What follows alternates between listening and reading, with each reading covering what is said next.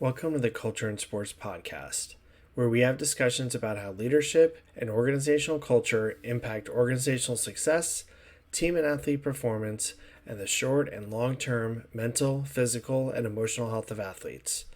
The Culture and Sports Podcast is brought to you by Culture and Sports.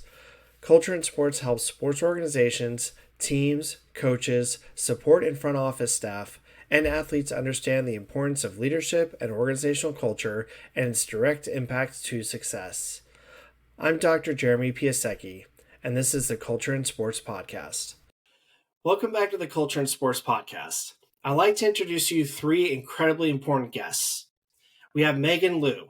Megan has an executive MBA from MIT and is the founder and CEO of STRAAD, a firm that specializes in helping leaders embark on and enable transformational change agendas. We have Dr. Ayana James. She's the president and chief consulting officer of STRAAD. Ayana has a doctorate in communication arts and leadership. She is also an ordained minister with the United Church of Canada, working at the intersection of personal development, community, and strategy. And finally, we have Laurel Richardson. Laurel is the senior principal at STRAAD and has a Master of Arts degree in executive and organizational coaching, where she has researched extensively the application of coaching for transitioning athletes from professional sports. Thank you all for joining our podcast today. Thanks for having Megan. Oh, yeah. Thank you. Megan, I want to start with you. I think our listeners and viewers would really love to hear your origin story and like how it came about that you started STRAAD. Yeah, great. Jeremy, thank you for having us on. STRAAD. STRAAD stands for the interplay of strategy and leadership. It's a play on words between those two words. And it's now 8 years old. The firm was founded on a few premises. One, the belief that this intersection of strategy, people, culture, and leadership were all really critical in driving strategic change. And that the way that other consulting firms go to market in that way is by separating those, delivering those services in silos. And so STRAAD takes an integrated approach to putting the combination of strategy, leadership, people, and culture together. And we do that in a systems-based way. So we know that there's interconnection between strategy, between culture, between leadership and people. And so we help leaders think through the interconnection points and bring their strategic change to life. We now do that across multiple geographies, across multiple regions, and we've had the fortune of growing this wonderful team of Stradites who deeply believe in this work. And Megan, I kind of threw three questions at you at once. If you could share a little bit of your origin story as well. Yeah, for sure. I come from the land of consulting. So I have a Bachelor of Commerce degree from McGill University in Montreal. I left that and joined the consulting industry and grew up benefiting from the experiences gathered in a large global firm, where I was in that strategy pillar, in that human capital pillar. And then life happened, and I had my first child and decided to take advantage of going internally at a large multinational energy organization and set this up internally. And so saw from a client perspective, what it was like receiving these siloed service offerings. And it was my first real moment of recognizing that leaders who are stewarding, large scale, high stakes strategic change really do value this integrated approach, this intimate service delivery. Lots of times these strategic changes are resting on their careers. And so they need, high caliber talent in those moments. Mm-hmm. And so, life knocked again. I had my second child. And having grown up in a highly entrepreneurial family, I thought, what better time to step into my own entrepreneurial journey than now? Of course. And so, that's part and parcel of the ambition of this firm is how might we do consulting in a different way based on my own experiences. Now, Laurel, I understand you have a sports journey. Can you please guide us through that journey? Oh gosh, of course. Where should I start? I would say we'll start with current state. So I am a sports fan. I watch sports. I compete in amateur athletics in triathlon and in long distance running. I grew up through the sports system. I also coached, found myself coaching for swimming, then triathlon and long distance running for kids and adults and everyone in between. Um, I've always been enamored by the community building aspect of sport. I have found my biggest learning opportunities in really meeting myself at the end of a marathon where I'm sweaty and I'm tired and I don't feel good. And so I just think sports does so much for people in the individual level and then also at the group level as well. So yeah, I continue to compete in triathlon and in some running today. And Ayana, I believe our viewers and listeners will want to hear your deep interest in organizational leadership and your unbelievable skill set of clearly understanding complex people and business problems, and like how to provide strategy with human-centric and values-driven approaches. How did your life guide you to where you are today? Oh, it's a beautiful question. Good afternoon. It's nice to see you all.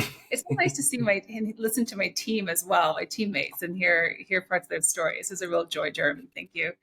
Um, so there were like 10 questions in there, and maybe I'll just take the last one first. How did I get to this place? Of course. So I've been with STRAAD for 5 years. As Megan mentioned, the firm is about 8 years young right now. And part of my reason for saying yes to the firm is because we at STRAAD try to practice what we preach, in the sense that we try to be a culture on first organization. This is a podcast around culture, and practicing a differentiated way of being humans, one with another. And I've always been attracted to what does it mean to be a human being? What does it mean to live in community? My life story is one of immigration and one of various communities. So, born and raised in Trinidad and Tobago, and then part of an immigration story to Canada in my early teens.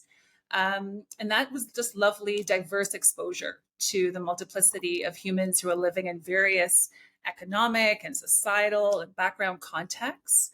And then taking all of that to study first the sciences as pre-med, and then studying theology, and then doing my doctorate in religious studies, communication arts, leadership, all in the ambition of how might we work collectively, better collectively as communities, as organizations, as neighborhoods, as countries, to better our communities that we serve. So at STRAAD, we get to practice that with leaders who are truly principled and ambitious, and work in the complexity of all of those factors that influence high performance and influence the ways that people get to do great work together. So that's all part of my yes. So when you were speaking, and I know I've had this conversation both separately and together with Megan and Laurel, but you brought up the word human. Is that the most important aspect of not only the work that you do with STRAAD, but also just everything you do in your career? Yeah, there's yes and.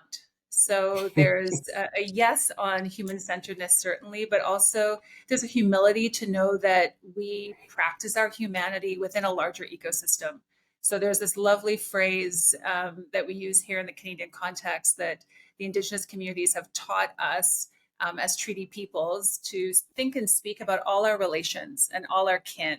And that for us is human-centered, is also the spirit realm. It is also our planet. It is also the birds and the bees, the skies and the waters, and to steward that with a real sense of dynamism, that we all care for one another. But as those who are living the human story, we get to take that seriously, and the work that we get to do, we get to impart those reminders to the leaders that we work with about how they are part of that broader, beautiful system.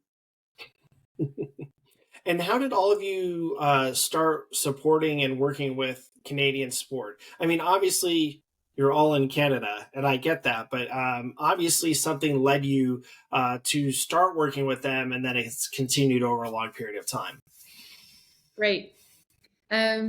We were fortunate to receive a phone call around 6 years ago now, from someone who had just received funding from the Canadian government on the hypothesis that if they'd increase leaders' capacity, leaders' potential, they would have positive change on the Canadian sports system. And so we felt fortunate to be on what was at the time fairly front-running, forward-looking thinking in terms of that hypothesis of leadership, and started working across a variety of sports on helping individual leaders strengthen their own leadership perspectives, their own leadership potential, as well as start working within their teams. So, 6 years ago, that looked like supporting CEOs, high performance directors, step into new leadership roles, think through, their strategy of bringing high performance to their landscape, navigate the complexity of their systems and their stakeholders. And now, continuing to this day, almost to help address that complexity and working at that CEO board level in terms of helping sport think forward on their new strategies, on their new cultures. How might they address some of the root cause issues that were definitely present 6 years ago, but now, thankfully, given the further investments from the sport system, the Canadian government, et cetera, are getting at root cause around addressing safe sport issues, inclusion, diversity, and the really important stuff that makes for, as Laurel said, the beauty of this sports system come to life. Okay, so you were talking a lot of great things about the root causes and helping people gain leadership capacity and ways to look at things. But a lot of people say, "Oh, well, there's just bad coaches and there's just bad leaders out there, but it doesn't impact performance." What do you all have to say about that? Laurel, what are your thoughts on this? Yeah, good question. I think it goes back to the question you even asked Ayana about, is human come up in everything you do? I mean, we work in, whether we're working within a sport organization or a different kind of organization, it is a complex systems of many forces, and humans. And so I think about when we are interacting with each other and the disproportionate amount of influence and power that a coach or someone overseeing a sport has in terms of setting the tone and setting the culture, it matters so deeply. That we're not just talking about one person's perspective or one person's nature or old school mentality. It actually permeates every single experience and choice or lack of choice or governance in that system that will impact the team and the athlete, ultimately performance. And so when you say, could it impact the sport? I mean, how could it not, would be my answer. And so that's really the work that we're in, of really helping the humans see the system that they're in and be able to positively impact it and design it. And what role, or I'm sorry, what time does STRAAD normally get involved with national governing bodies and professional teams and other sports organizations?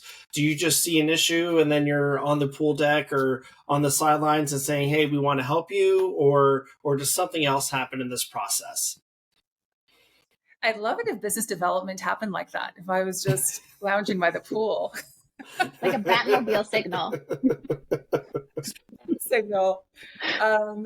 Honestly, Jeremy, it's a both and. So we tend to come into situations where there are some thoughtful, experienced leaders who are in the national sport organizations who themselves have had experience in being able to experience high performance when it looks great, when it's done well, and they can see the delta and the gap on when it's not.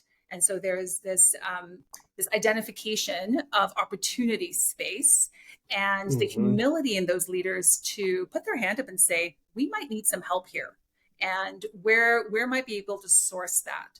And it's often help in the spaces of articulating with specificity and clarity just what are the pain points, what are the gaps, what are the opportunity spaces, and then be able to think thoughtfully and strategically with the STRAAD team about how we might, in a very fit for purpose way, address those. So in the space of, team effectiveness, or what is it about culture, about values clarification, about the specificity of motivation and purpose, where might there need to be next level alignment. And so it's a very collaborative diagnosis and then response to what happens. But again, it often starts with leaders who are mining their own lived experience, knowing that this can be done differently, or this can be done better. And I think it's connected to both how the science of how top performance comes into being. It's not just about, hey, did you get that podium standing? That is a metric. Certainly, and we value that. And I would say, and I'm looking at Laurel and all the stories she's telling about training for triathlons, etc. It is that day-to-day, that week-to-week assessment of self and in team sports about how we're doing. So yeah, I'd pause there. Is that helpful? No, of course it is. I don't know if Megan or Laurel want to jump in and add to that. I think what's interesting in sort of getting ready for today, Jeremy, we were reflecting on what does 6 years look like in the Canadian sports system? And what's interesting for us now is seeing the benefit of supporting the swimming coach, supporting the bobsleigh coach, supporting the Nordic high performance director, and when you can meet an individual and support them, you're helping in that moment of time, help them lead their team better, help get to the next Olympics, help move the dial at the next swimming event. And we believe that we have helped them see differently. So when they go somewhere next, they're thinking differently, they're bringing new tools. And that's starting to generate movement and system level impact in Canada. And so part of what we're seeing in our own, who's picking up the phone now, is those that we've worked with, 6 years ago, who have been practicing, the skills that they've learned, and now they're in an elevated role, or they're in a different role, or they're in a different sports system, or they're sitting on a board somewhere else. And now they're starting to pick up the call, as Ayana said, having had this experience and saying, hey, I think we could do something different here. So it is also really great to see how all the little pieces are starting to snowball, per se, and come together. Now, what are some of these tools that you're talking about in people's toolkits? Because STRAAD is coming in, or each of you are coming in together, and you're helping organizations out. And obviously, organizations are full of people, and people have their own lived experiences and their own perceptions and their own values. What are some of the tools that you do provide? Not only that you provide to people, but also where they learn how to use these tools and they use them without even thinking about it. Laurel, can we put you on the spot to story tell some of the work you're doing now? Yeah, you got it. Jeremy, I will kick us off with a few of those tools. We keep talking about this system of sport. And so often when we're working with a leader, let's say they're coming into a sport that they know nothing about, or they're in a sport and they now have an elevated role and they're overseeing a team for the first time. They've got the Olympic quad on their mind. We help them do a few things. One of the tools that we often use is systems diagnosis, like help them see not just like, what can I, the individual in this role, get better at? Like, sure, I need some better communication tools, and I'm a manager for the first time. And we absolutely help them navigate those things as well. But helping them be able to diagnose the system they're in. So all of the different funding organizations that feed into their organization, all of the different interplays of community coaches and the people that are in the daily training environment, and some of the inherited cultures that they're walking into, good or bad, to help them really be able to see it, diagnose it well, and then know where to focus. Often people will come into organizations or like, something doesn't feel right, or every time I'm having this conversation, it's met with tension or some barriers, and I don't know why, and I don't know what to do. So they might focus on something else. System diagnosis will help them see what to focus on first, or what to focus on that will give them the most return on their finite energy and resources within Canadian sport. Ayana, what else? Sorry, go ahead, wait, please. I'm sure we have more. Oh, we have plenty more.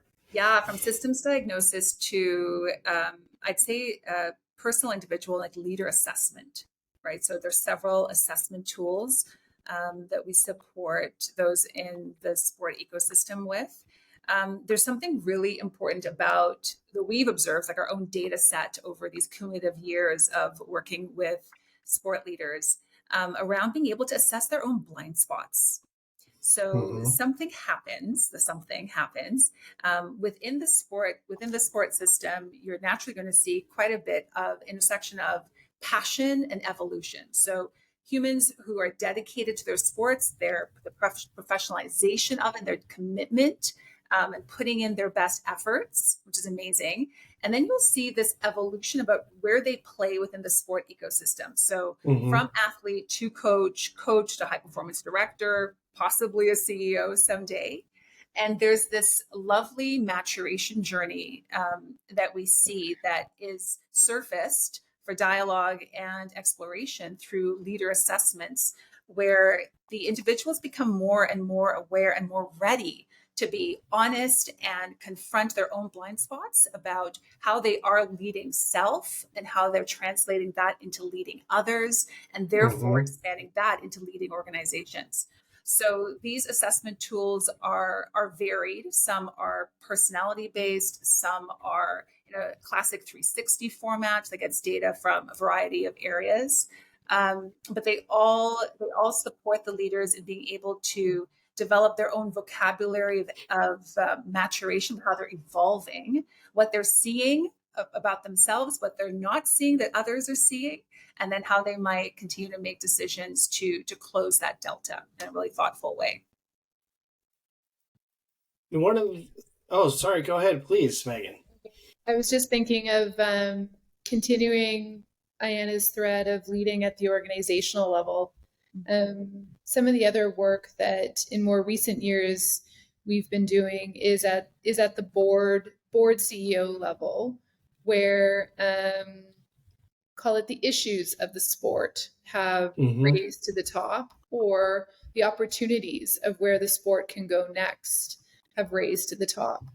And in that case, if I kind of combine what Laurel said and what Ayana said, we're working alongside board chairs and CEOs to help them see, okay, what's really going on underneath the hood and across all the stakeholders, so that they can help see a proper assessment of where the sport is at now, from a strategy standpoint, from a culture standpoint, from a leadership standpoint, and how might they use that data, that playback, to help shape the future of the national sport organization.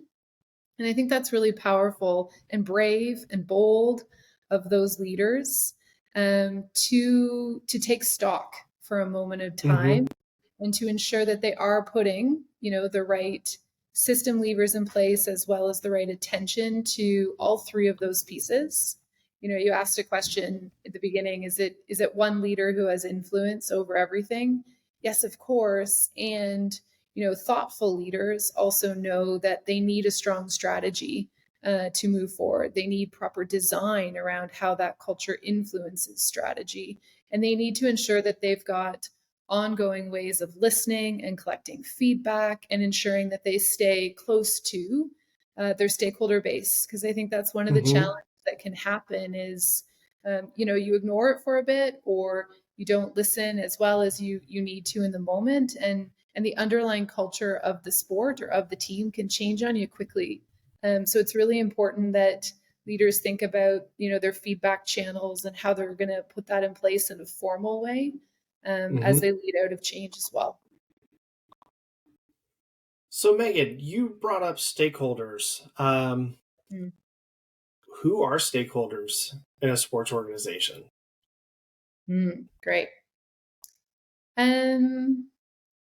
We can speak to how we've supported. Team, jump in, help me here. But I would start by locating where we are supporting. So I think about supporting a high performance director who is new in role, and in they come with the mandate, if we look up, probably from their CEO, to increase the high performance, more medals, more outcomes, more is usually the ask.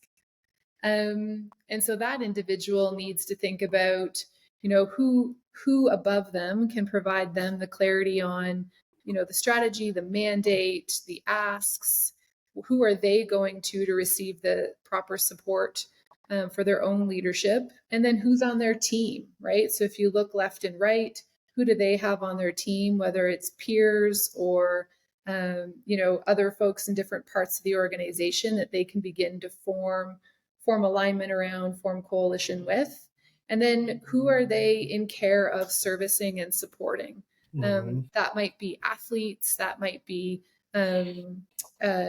different kinds of support organizations in terms of mental, physical fitness, etc.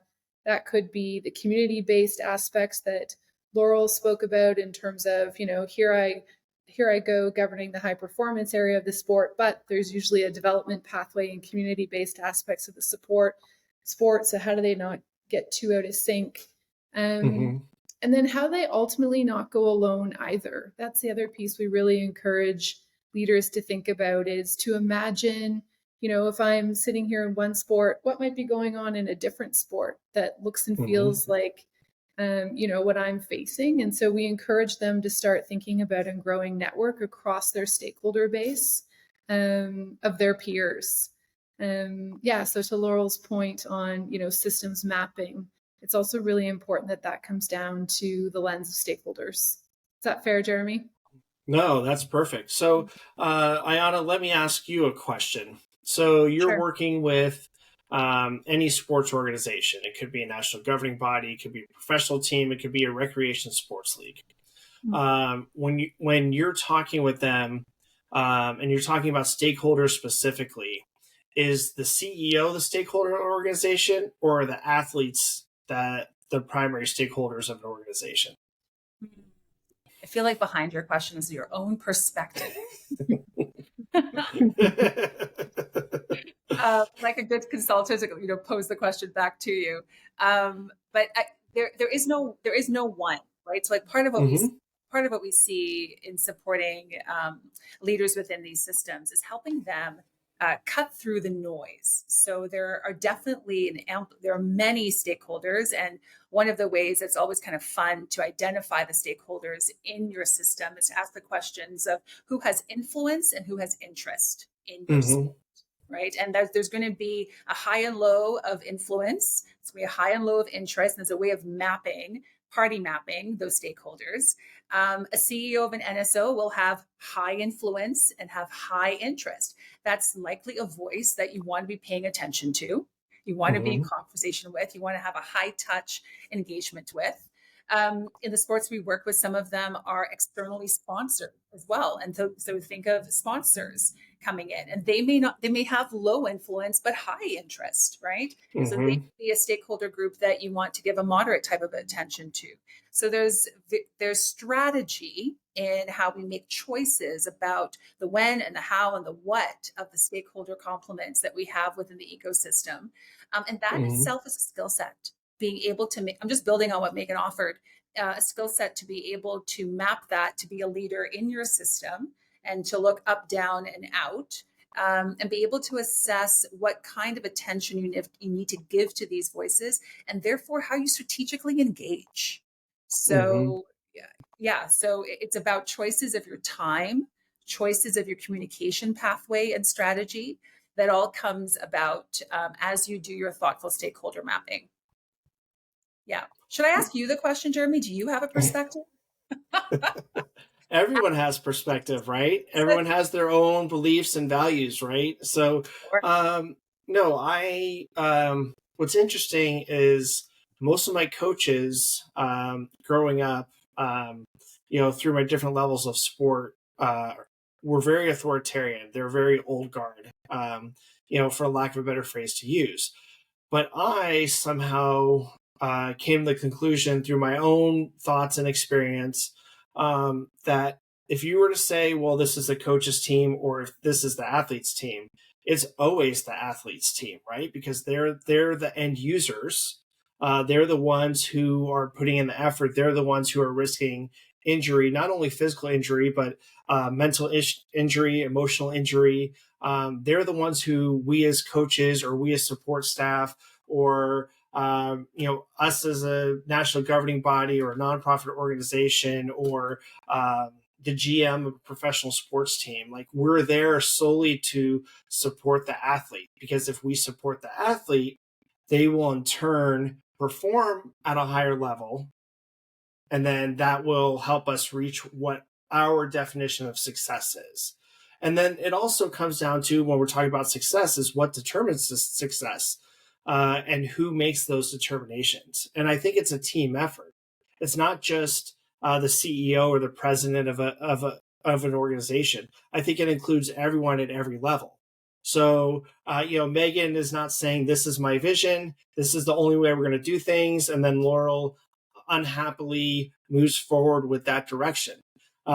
She is, from everything I understand about STRAAD and working together over time, is that everyone seems to be a stakeholder at STRAAD. And please correct me if I'm wrong, but it seems that everyone's values, and opinions are taken in and thought about. Please, and I think it would be a great lesson if you could explain a little bit about the internal workings of STRAAD, Megan or Ayana, like where you come in as leaders of an organization and you have, a new employee who's been with the organization a couple of weeks and they see something from afar and they're like, we need to change, or we need to add a different type of consulting, or we need to do something else. Like where does that stand with that new employee? Jeremy, before they jump in, I just want to point, it's so well said from your perspective that you're speaking to self-determination within athletes. I think about, I was talking to an Olympic marathoner this morning who's saying, I just want to train hard and fast. And so all of this governing and carding system and high performance direction is really designed to, or when well designed, remove the barriers to let that be so. And so I think what you're asking is, we know what it looks like in sport when athletes are healthy and achieving and working within a system that they are absolutely stakeholders in. And you're asking, what does it look like, in other examples, for example, us, STRAAD, how do we do that? Yeah. And the reason I ask that is because there's so many parallels between sports and business, or professional organizations or governmental organizations. A lot of the same leadership, all the same leadership foundations and pillars remain. And so, people having another perspective, because you're involved in both the high performance sports community and you are yourself a organization, a business. And so you actually have two completely separate perceptions of what's happening. But I would have to imagine with the work that you all are doing, the perception is actually probably the same for both methods. Very astute.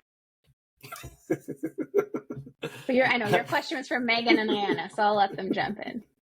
Well, your story, your ask on what is it like to join STRAAD and bring your opinions forward, identify different ways.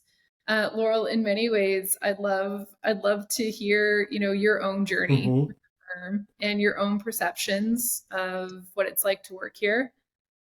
Start there, and maybe we can unpack it in terms of what we think about from a culture Mm-hmm. standpoint, from a value standpoint, from a leadership standpoint.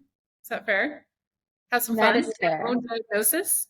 That's fun. Okay. And Jeremy, Megan's asking because of the three of us, I am the newest to STRAAD, so I can be a resident new hire, though I Well, have been no. here for What's over a funny year or though is so. that you said, "Well, I asked the question to Megan and Ayana." Did I really ask them that question, or did I ask you that question? Ooh, game within a game. I love it. Okay. Here's what I would say. So let me cue myself up. Joining STRAAD is a bit of my own sports journey, perhaps, and then wrapped into my time here in this incredible small but mighty team. I'll even start with the interview process. I was getting to know STRAAD, and STRAAD was getting to know me. And one of the things I had to remember about myself, and maybe this is an unhelpful learning I brought from sport, but somehow, I brought into my life that nothing's worth doing unless it's really hard and really challenging, and you have to rise to the occasion. Like, there should be some struggle, because that's how I'd historically felt reward through a finish line. And so I'd kind of applied that to a few things in my career, that things had to feel so hard. And so I was doing work that I didn't always love. I was taking on roles that seemed hard, or in cultures that weren't really the best place for me because of that sport mentality. And I had to take a beat. And it was actually through the interview process where I was like, wow, this is like, there's an interest in what I need to thrive here. There's been relative ease in the whole process. I didn't have to jump through hoops or be someone different in order to get the job, or done 6 hours of back-to-back interviews, which I have in the past. And so right from the get-go, there was a bit of my individualized self mattered, and I wasn't going to have to stray too far from what that was in order to be here. And I think we continue to encourage that within STRAAD. We have mechanized listening. So of course we have surveys for anonymous places for people to share their experiences, to be able to feel safe, to say, I see something, or I want something, I need something. So that exists within our small system, as it should within any, so that there's always comfort to voice something. We do a lot of things collectively. We use our own sort of change model of bringing people along, doing our own stakeholder mapping, investing in people's development for the firm's ambition, but also for their individual ambition, so that they can see themselves in it. Maybe a dollar amount doesn't resonate with a brand new person who's joined STRAAD, but an ability to develop a new skill does. So we really try and match that experience. I'll pause there. What else, team? There's a lovely phrase that we use at STRAAD, and it's not our own. It comes from an author. Maybe Megan, you remember the author's name in a moment. But there's nuance between voice rights and decision rights. And Laurel's note there, lovely turn of phrase, Laurel. We've mechanized listening. That we create these spaces where members of the STRAAD team can lift voice, and know that everyone has a democratization to being able to lift voice, and there are set pathways for that. And concurrently, the firm is also clear on where and how decision rights are exercised. So who has the decision on certain kinds of strategic choices? And somehow that's a lovely both and ebb and flow that keeps a tempo and rhythm to the way that we are in community together. Both are necessary. Both are really necessary to drive the work and drive the direction of the firm collectively. So Megan, are you taking a lot of what you're doing internally, and are you using those lessons and the culture and the leadership that's within your organization? And are you building tools based off of those and then helping other organizations be successful? It's a great question. Yes, we think about ourselves as a lab in terms of how might we try on, we practice tools, methods, ways, so that we can, take them out in a practiced way and share them with our clients. It's really important. We also, in doing so, put a lot of effort on the learning culture. And so, how might we practice internally? Share what didn't work, what did work, so that folks can feel comfortable in trying on new things in a safe way, and ensuring that there is time to practice and time to integrate in a way that's meaningful to them.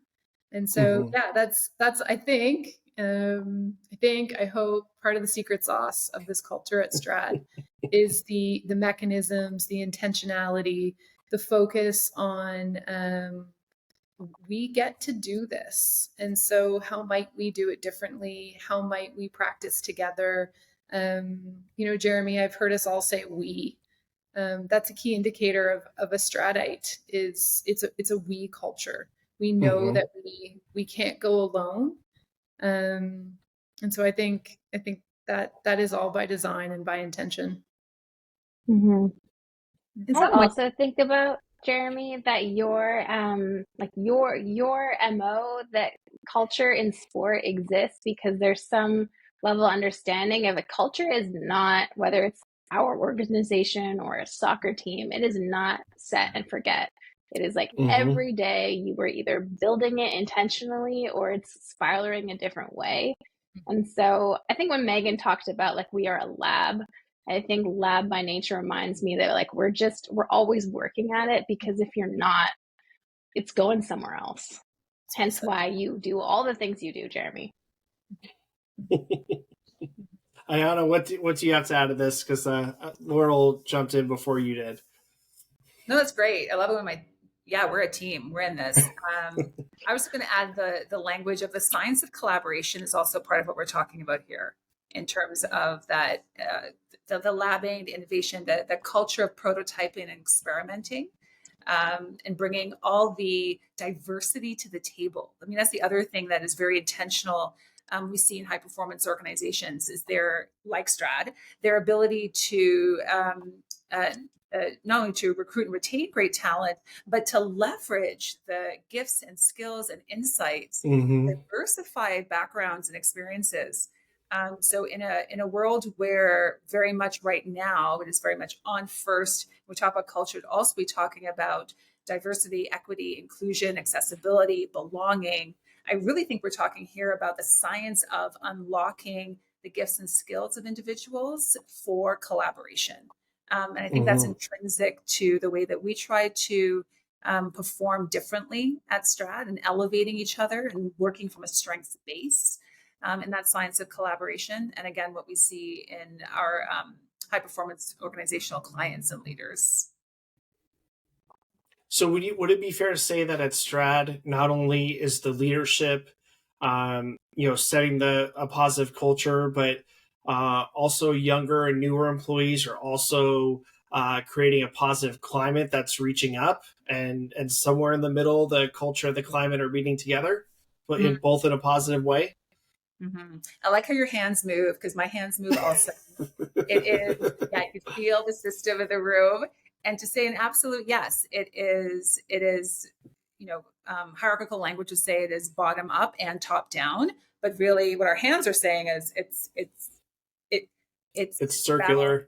Circular, yeah. It's the sphere of it all, right? It's the multidimensionality of it all, and bringing that together. Okay, so coming back into the work that STRAAD does, as of late, there's been so many different issues coming up about abusive and toxic cultures or coaches or just leaders in sports organizations. I personally believe, and what my perception is that all of these issues were always there. Some of it is coming out because social media is accessible and quickly disseminates information as quickly as possible, right? So, people are able to share their own story, their own lived experience about what their perception is of a toxic or abusive culture or coach. I also believe that people are saying, well, this isn't acceptable. What might have worked, 5, 10, 20, 40 years ago, while it may have been successful in the form of, podium visits or statistics or, best times or world records, whatever the case may be, it seems that people are, standing up now. But in your work with all of these organizations in Canada, especially the national governing bodies, do you think that all of these issues are very sports specific and related issues internally to each sport? Or do you think that it's the same overall issues across all sports and organizations?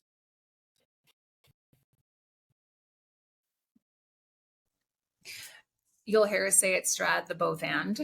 And the positioning of your question leads me to answer yes and. Absolutely. The way that we have engaged with several NSOs, National Sport Organizations here in Canada, we have come alongside to diagnose and help design next steps where there is particularity and specificity for those sports. There's something around detailing and knowing the legacy of the sport and how it has come to be in the current state, that is to be recognized and can support the future way, path forward future way.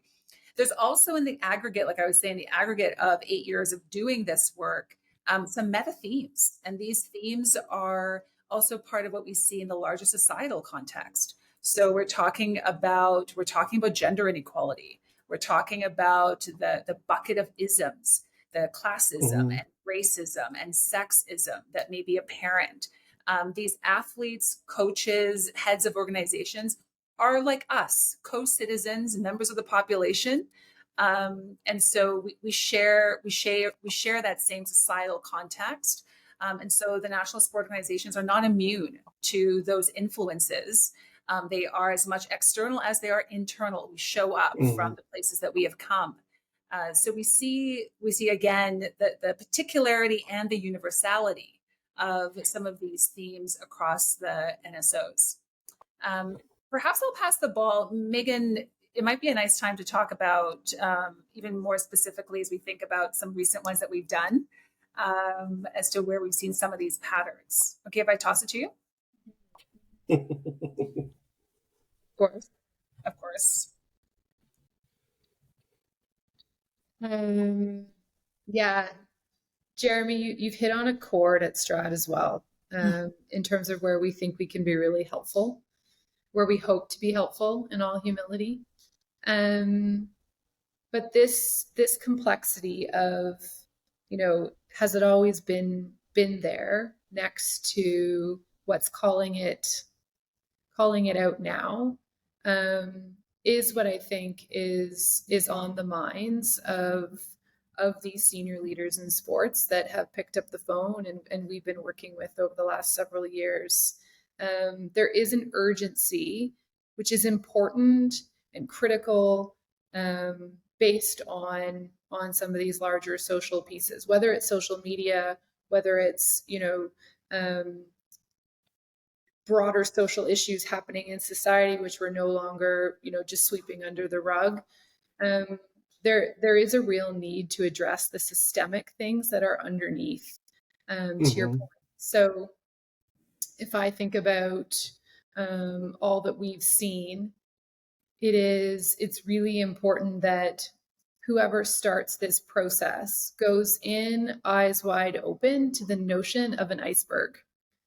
They're seeing on their surface the need to respond to social media, issues, the need to respond to perhaps investigations or safe sport issues. And we are entering into their system, trying to get them to get underneath that iceberg and figure out why and how long and what they really need to understand in order to move forward. But part of our values is not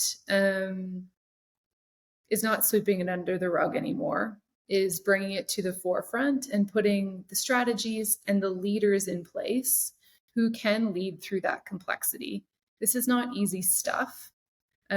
Sport and like the rest of us in this world need to be thinking about these highly complex social planet, issues. And so we need leaders who have the capabilities to understand, how to get at root cause, how to put strategies in place to move forward, and how to build a culture that will help people behave differently, treat each other differently, hold higher expectations, so that, Jeremy, to your point, the athletes are taken care of and all of the stakeholders are taken care of. In the spirit of what Laurel opened with, sport is so powerful in our world, right? It has such an important lever in the pursuit of belonging, in the pursuit of accessibility. It's a clear call to action for us as well when we're working with these sports. Is that fair, Ayana? Yeah, it's more than. There's something around seamless alignment. Like here at STRAAD, I'm so proud to be part of an organization where there's congruency, right, between our own sense of internal values and then how we choose to work with the clients who have and share that value and the ambition that it expresses itself with in the world. Mm-hmm. So when STRAAD comes in and helps organizations, is your first order of business to just get rid of all the leadership in the organization and start anew? Is that what people bring you in to do, or and if that does happen, how does the ecosystem survive? Not only in middle management and like regional coach level, but also and especially down to the athletes. How would athletes survive if you just came in and got rid of, all the top leadership of an organization? Jeremy, it's like the bad rap of consultants, right? Like just get rid of them all, spreadsheets, clipboards.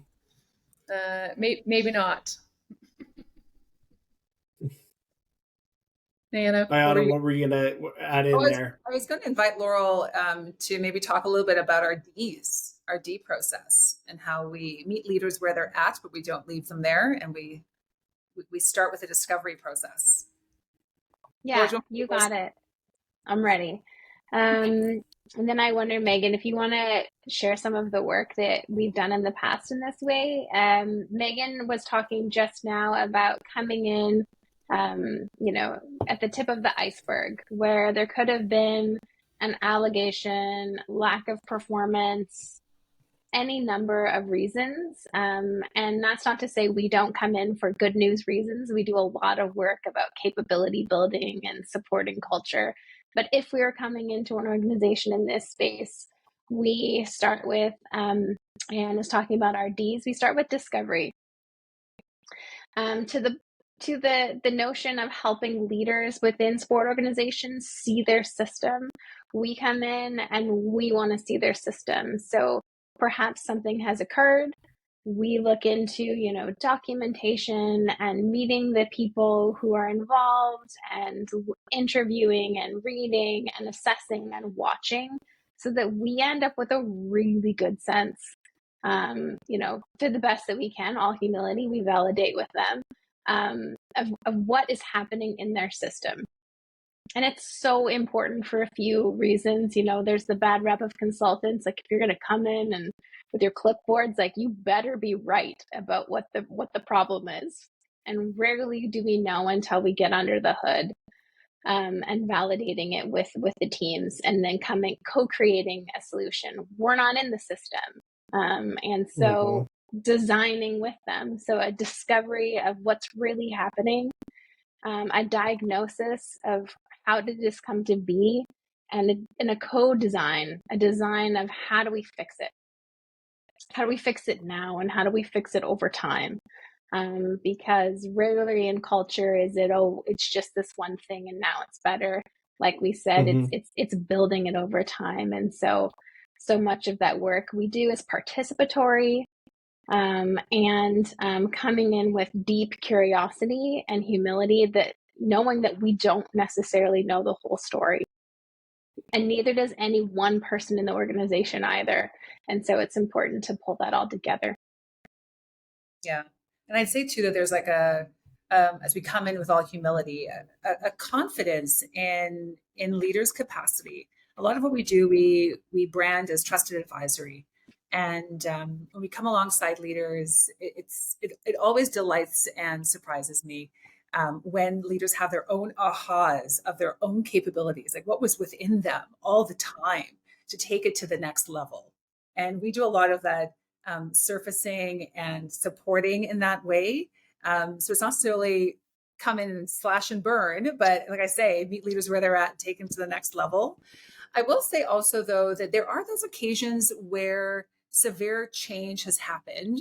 And with our trusted advisory posture, sometimes you've just got to be able to catch those leaders in those moments of deep pain, deep brokenness, when, for example, a toxic culture has caused harm.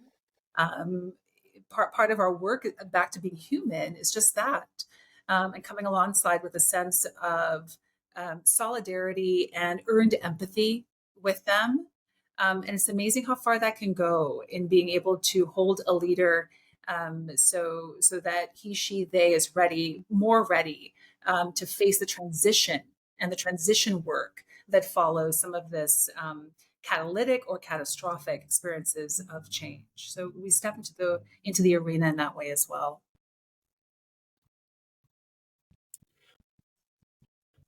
Oh, I'm sorry, Megan. I thought you were about to share a thought of yours. So when you're working with organizations, and someone says, "Well, I'm not hurting anyone by what I'm doing or not doing," is that a definite like red flag of, oh, this person's bad and they're part of the problem?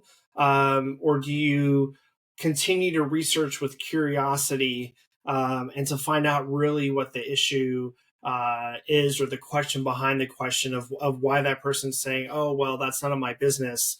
And over here, I'm not hurting someone, or I'm not creating a toxic culture, so I'm okay. What are your thoughts? Because I know you've encountered this at least once. What are your thoughts about that? Jeremy, you are so astute. The latter. We are there. So I guess two things are important when we kick off. Few things are important when we kick off that discovery process. We know that as externals, we are starting a change process. And so it's deeply important that we listen, because usually listening and good, active, empathetic listening is one of the levers in, strategic change. And so that's really important. Suspending judgment, not making assumptions, and holding in a state of curiosity is actually part of the science to starting and facilitating change. So that's the posture we carry. Next to, good system dynamics and root cause analysis, right? We're listening for what folks are saying, not saying, pointing to, not pointing to, perhaps, in the moment, to not judge, but to mark it as, right, what does this tell us about the health of the system, the interconnectedness of the system? Do I understand the pass-off points, the downstream effects of my decisions? And so that's all the data. That's the science behind what we do in terms of the data collection and playing it back.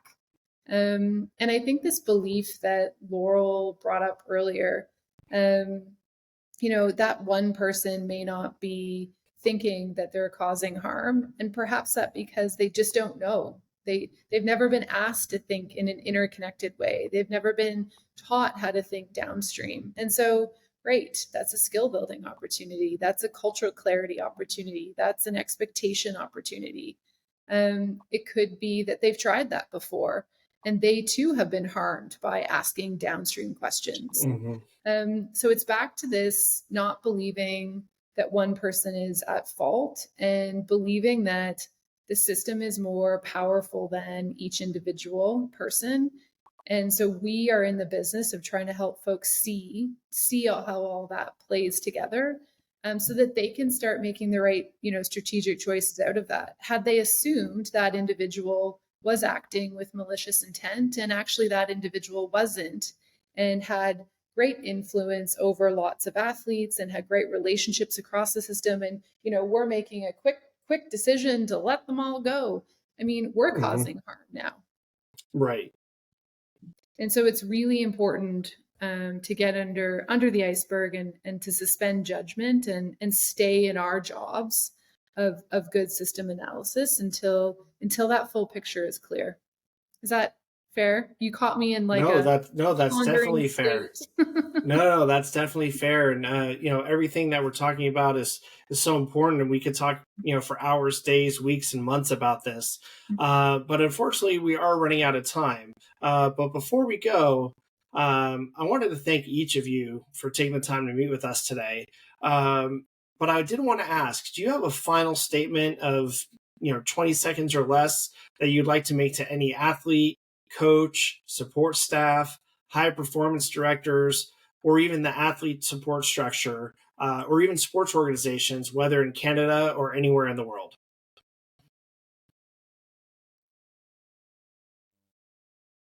Go for it, team. Megan, you have the saying that I should put on every sticky note on every surface. That is, don't go it alone.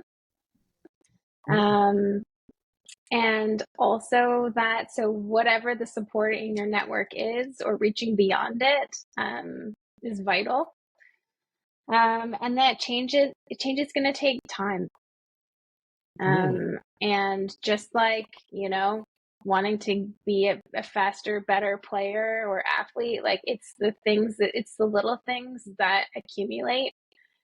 So there's some patience involved, of course, in building culture. What about you, What Ayana? else? Yeah. I was going to start with gratitude. So to say thank you to those athletes, coaches, those leaders of the NSOs. We appreciate you, and we need you as a nation for the positive example that you are and that you can continue to set for us. What you offer is a spirit of ambition and possibility. And we also need you to be better, and do better collectively. And so I guess it's a summary of gratitude, but also like there's hope in that. And we're here to help. So building on the go not alone. So how might we do that together? Because the work that you're doing matters significantly, and we appreciate it. All right, Megan, it's your turn. Let's do this. Well, what final statement do you have for anyone who's out there listening? A piece on respect for the complexity. We've said a lot of words today.